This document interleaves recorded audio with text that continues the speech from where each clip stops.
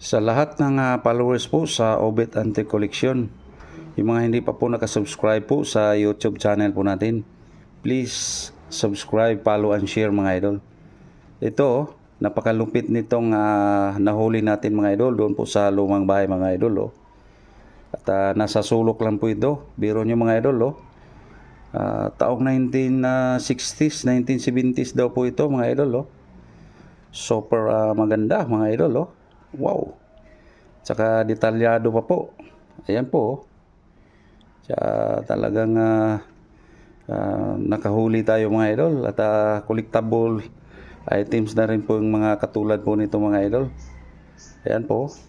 Bihirang-bihiraan lang po ito. Tsaka gawa po ito sa lata mga idol. Can. 1 liter po ito mga idol. So sana mga idol at nag-enjoy po kayo. Thank you for watching.